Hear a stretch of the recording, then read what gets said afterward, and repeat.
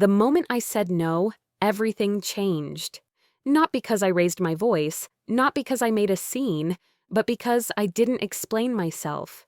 It happened quietly, the kind of quiet that makes people uncomfortable when they realize they're no longer in control.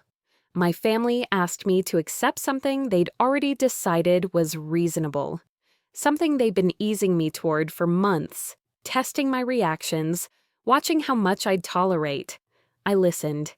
Then I said, "I'm not doing that." That was it. My name is Lauren Hayes. I was 36, a compliance analyst, a single parent, and the designated reasonable one in my family. The one who smoothed things over, absorbed tension, and made other people's decisions easier. They expected that version of me. They didn't get her. The request itself wasn't shouted or dramatic. That's what made it dangerous. It was framed as practical, as family obligation, as something I'd be selfish to question. "You'll manage," my mother said. "You always do." Everyone around the table nodded.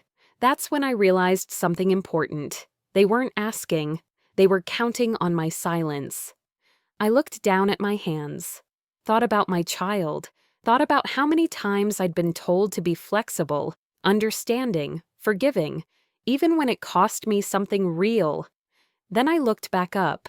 "No," I said again, "that doesn't work for me." The room shifted, not loudly, not all at once, but I felt it. My sister laughed under her breath. My father leaned back in his chair. My mother went very still. "You're being difficult," she said. "I'm being clear," I replied, and that was the moment they understood something they hadn't prepared for. I wasn't negotiating. They thought I'd accept it because I always had before. What they didn't realize was that the second I said no, I set something in motion that couldn't be undone. Because when you stop agreeing to things that hurt you, the fallout doesn't come all at once. It comes step by step, and every step reveals exactly who was benefiting from your silence. They didn't argue right away. That should have been my first warning. Instead, the room filled with that familiar pause. The one where everyone waits for me to soften it, to clarify, to reassure them I didn't mean no the way it sounded. I didn't. My mother was the first to move. She smiled, thin, practiced. "You're stressed," she said. "We'll talk about this later." "No," I replied. "There's nothing to talk about." That's when the temperature dropped. My sister crossed her arms. "So you're really just refusing?" "Yes." "Wow," she said, "after everything we've done for you." There it was. The ledger, the invisible list I'd been paying off my entire adult life. My father finally spoke. "This is going to make things difficult for everyone." I nodded. "I know." He frowned. "You don't seem to care." "I do," I said. "Just not enough to keep doing this." That was the moment the conversation stopped being about the request and started being about punishment. The texts came that night. From my mother. "I don't recognize you lately." From my sister.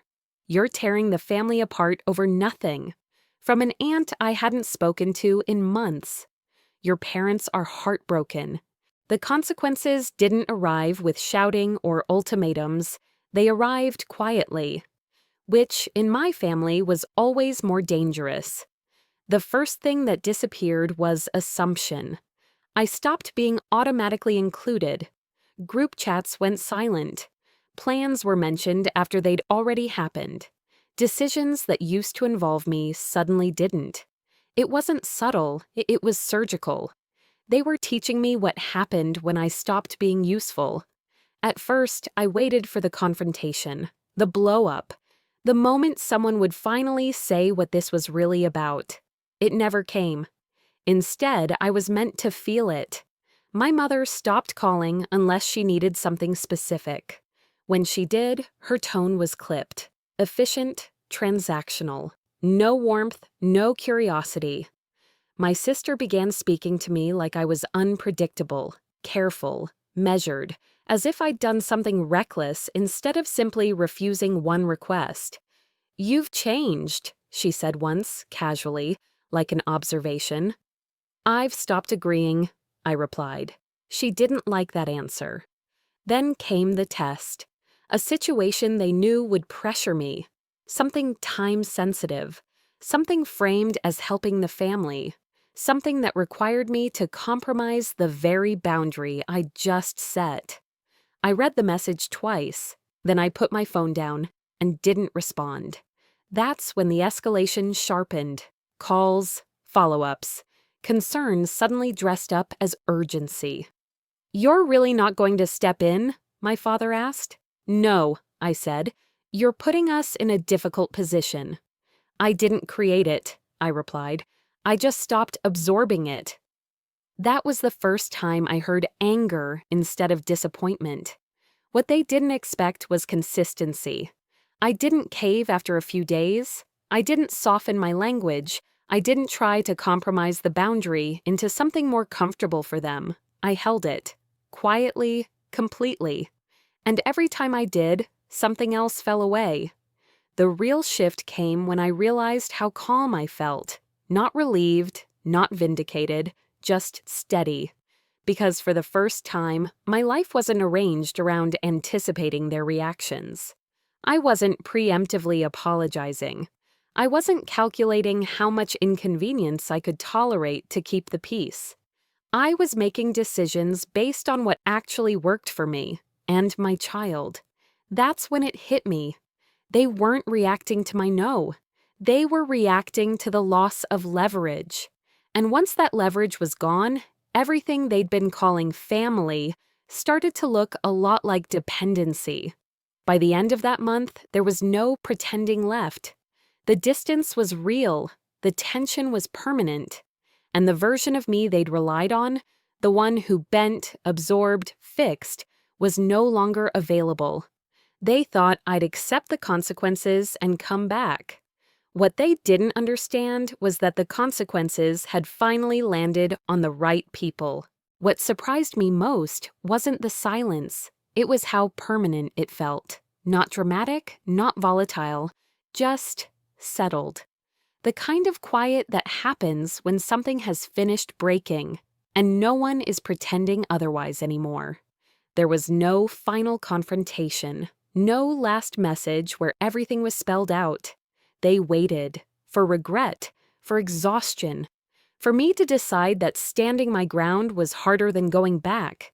But I didn't, because every day that passed without me scrambling to fix things confirmed something I'd never fully admitted before. My peace depended on my compliance, and my compliance had been costing me more than I was willing to keep paying. I noticed the change in myself before I noticed it in them. I stopped rehearsing conversations in my head, stopped wondering how things would be received, stopped explaining decisions that didn't require permission.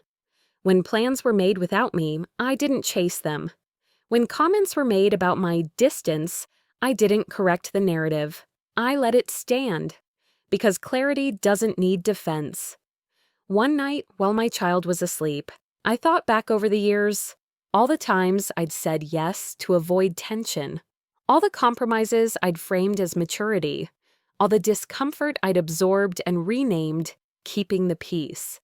And I saw it clearly for the first time. They hadn't crossed a line once. They'd crossed it gradually, counting on me not to notice. The difference this time was simple. I noticed. And I didn't step back into place. Eventually, the tone shifted. Less accusation, more distance. Not reconciliation, but resignation. They stopped pushing, not because they understood, but because they realized pressure no longer worked. That was the real ending. I didn't feel victorious. I felt grounded. Because walking away wasn't about proving anything. It was about choosing a life where my boundaries weren't negotiable and my child didn't grow up watching me shrink to make other people comfortable. The line they crossed wasn't dramatic. It wasn't public. It wasn't something that looked obvious from the outside, but it was real. And the moment I refused to accept it, Everything reorganized itself around that refusal. They thought I'd adjust. I did, just not the way they expected. I adjusted by stepping out of a role I'd never agreed to play forever. I adjusted by choosing steadiness over approval. I adjusted by building a life that didn't depend on anyone else's tolerance. They were wrong about one thing. They thought crossing that line would teach me where I belonged. Instead, it showed me exactly where I didn't. And once I saw that clearly, I stopped trying to earn my place and started standing in it. That was the decision. Everything else was just the chain reaction.